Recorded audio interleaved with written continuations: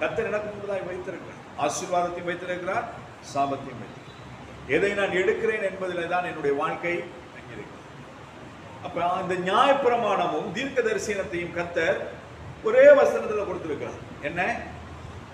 மற்றவர்கள் உனக்கு என்ன செய்ய வேண்டும் என்று விரும்புகிறாயோ அதை நீ மற்றவர்களுக்கு செய். இது செய்தாலே நியாயப்பிரமாணத்தை நிறைவேற்றினவனாகவும் உனக்காய் சொல்லப்பட்ட தீர்க்க தரிசனங்கள் உன்னுடைய வாழ்க்கைக்கு வந்து சம்பவிக்கிறதற்கும் ஏதுவாய் அமைந்தது. இதை செய்யும் பொழுது நீ விசாலமான வழியை விட்டு ஒடுக்கமான வழியை தெரிந்து கொள்கிறாய். நித்தியத்துக்கு நேரம் நடக்க ஆரம்பிக்கிறாய்.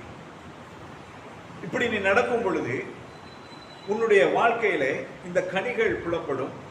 அந்த கனிகள் புலப்படுகிறதுனாலே நீ என்னுடைய சீஷன், நீ என்னுடைய பிள்ளை, நீ கிறிஸ்தவன் என்பதை உலகம் அறிந்து கொள்ளும். அதனாலே